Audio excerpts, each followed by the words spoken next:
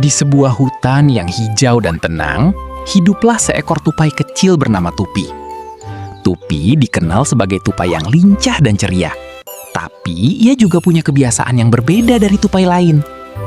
Saat teman-temannya sibuk bermain dan menghabiskan makanan, Tupi justru sering terlihat mengumpulkan dan menyimpan biji-bijian. Teman-temannya sering heran melihatnya. Setiap pagi, Tupi berkeliling hutan mencari makanan. Tapi ia tidak langsung memakannya. Ia memilih biji terbaik, lalu menyimpannya di lubang pohon. "Kenapa kamu tidak makan sekarang saja?" tanya Kiko si kelinci. Tupi hanya tersenyum dan berkata, "Aku ingin bersiap untuk masa depan." Teman-teman Tupi mulai mengejeknya. "Ah, kamu terlalu khawatir," kata burung kecil. "Nikmati saja hari ini," tambah yang lain. Tupi tidak marah. Ia tetap tenang dan berkata, "Rasul mengajarkan kita untuk tidak boros dan selalu bersiap. Aku hanya mencoba mengikuti itu." Walaupun sering diejek, Tupi tetap konsisten.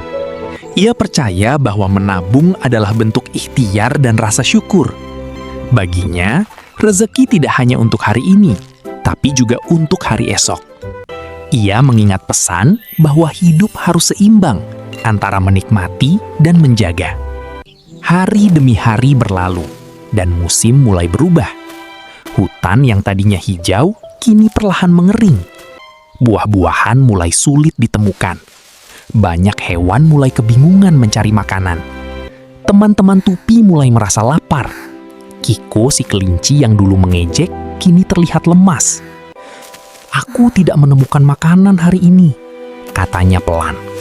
Hewan lain juga mulai panik. Berbeda dengan yang lain, Tupi tetap tenang. Ia membuka tempat simpanannya yang penuh biji-bijian. Ia tidak hanya menyimpannya untuk dirinya sendiri, tapi juga berniat berbagi. Tupi mendekati teman-temannya. "Ambillah ini," katanya sambil memberikan makanan. Mereka terkejut. "Kamu mau berbagi, walaupun dulu kami mengejekmu?" tanya Kiko. Tupi tersenyum.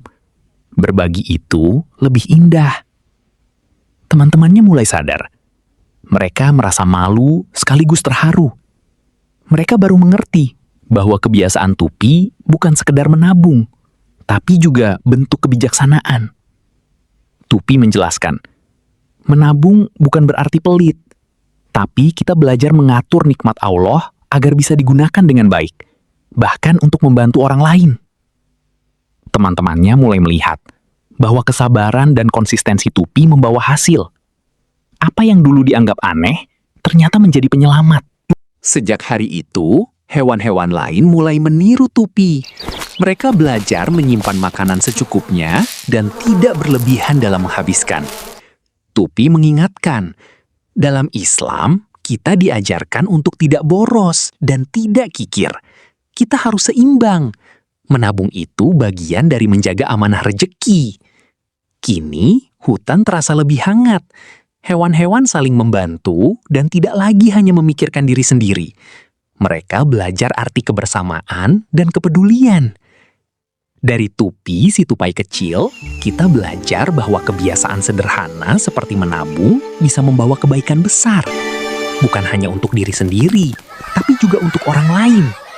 Karena rejeki yang dikelola dengan baik akan menjadi berkah.